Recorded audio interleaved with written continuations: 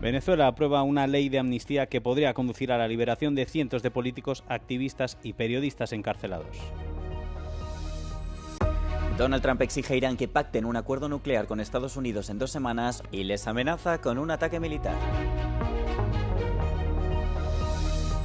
Prosiguen los registros en las residencias del expríncipe Andrés tras su detención e interrogatorio por presunto delito de prevaricación en el caso Epstein. El grupo E5, formado por los ministros de Defensa de Polonia, Francia, Alemania, Italia y el Reino Unido, se reunió el viernes para debatir sobre los sistemas de drones y antidrones.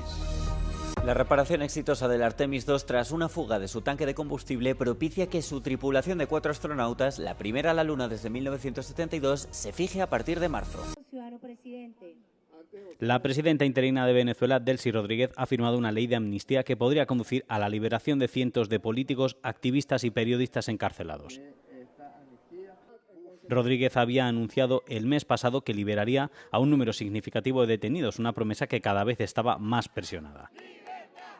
Durante semanas, familiares y amigos de los presos políticos mantuvieron vigilias frente a los centros de detención y algunos organizaron huelgas de hambre y acampadas para exigir la libertad de sus seres queridos. Estábamos esperando esta noticia que de verdad motiva mucho a uno porque de las condiciones como estábamos acá era muy difícil, entonces de verdad que contento por eso. De verdad que sí, de llevar a nuestros familiares a la casa, que ellos se sientan bien, porque de verdad que ellos no merecían estar allí, porque primero no eran ni delincuentes. Entonces no es necesaria la ley de amnistía porque ellos no tienen nada que perdonarle, ellos son personas trabajadoras, honestas.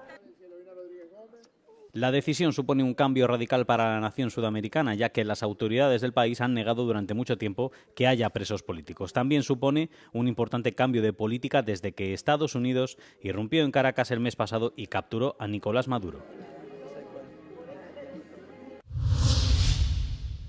El presidente de Estados Unidos, Donald Trump, ha declarado este jueves que cree que entre 10 y 15 días son tiempo suficiente para que Irán llegue a un acuerdo con ellos, amenazándoles con que de lo contrario ocurrirán, en sus propias palabras, cosas malas.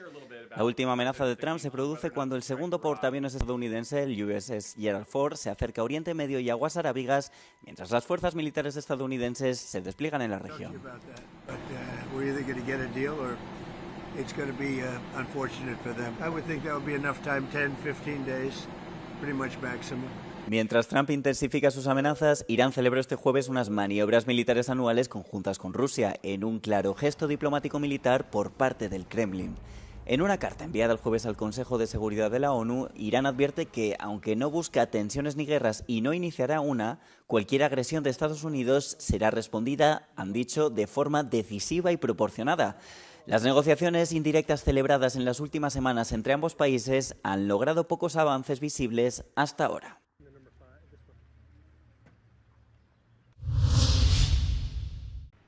En el Reino Unido, la policía británica prosigue este viernes con el registro de la antigua residencia del expríncipe Andrés, un día después de su detención y puesta en libertad tras un interrogatorio de más de 10 horas por sus implicaciones en el caso Epstein. Andrés ha regresado a la finca de Sandringham, mientras prosigue la investigación que, según los expertos, podría durar años.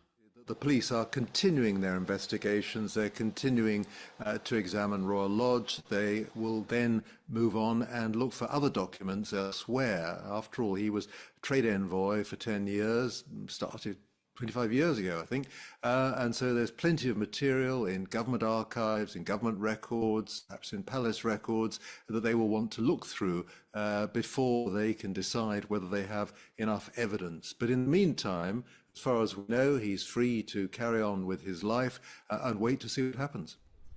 Andrés fue detenido bajo sospecha de haber compartido documentos gubernamentales confidenciales cuando era enviado comercial del Reino Unido. Además, se investiga su implicación en las fiestas ilegales del magnate Jeffrey Epstein.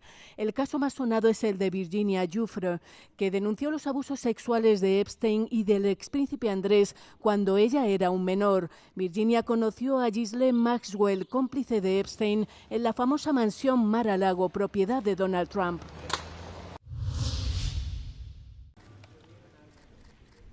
El grupo E5, formado por los ministros de Defensa de Polonia, Francia, Alemania, Italia y el Reino Unido, y Ucrania, que participó online, se reunió el viernes en Cracovia. Les acompañaron la jefa de la diplomacia de la Unión Europea y el secretario general adjunto de la OTAN para debatir sobre la seguridad del continente.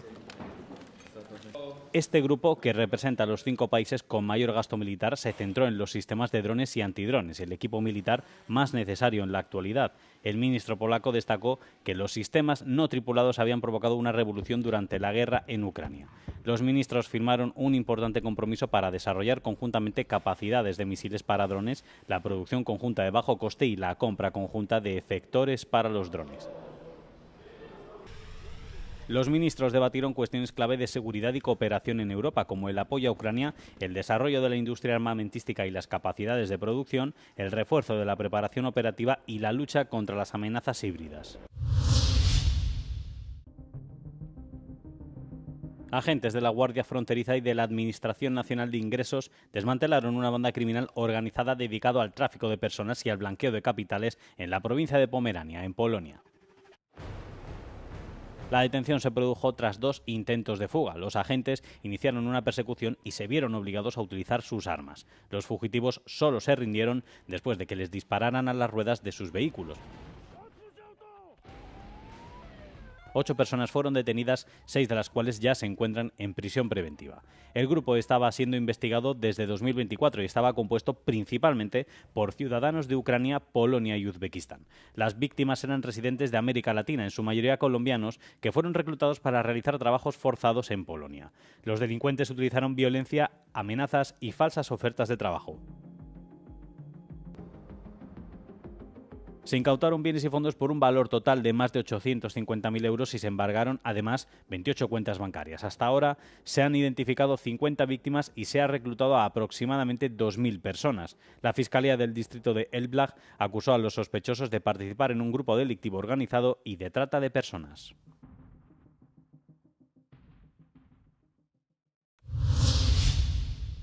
El partido gobernante húngaro Fidesz publicó en las redes sociales un vídeo generado por inteligencia artificial en el que se ve como un hombre húngaro es ejecutado en la guerra mientras su hija llora. Cuando se le preguntó sobre el vídeo, Gergely Gulyás, responsable de la oficina del primer ministro, dijo que lo que retrata es menos horrible que la realidad de la guerra.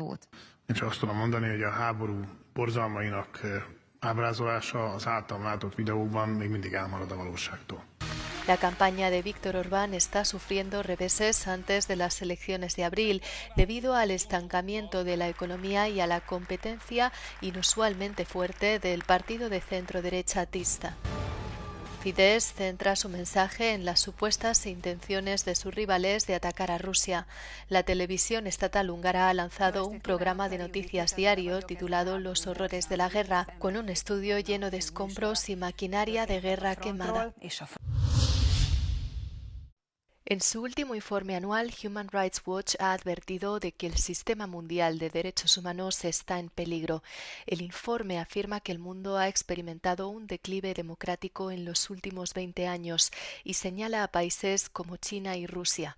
Pero las últimas señales de alerta provienen de Estados Unidos, según ha declarado el director ejecutivo Philippe Volopion a Euronews.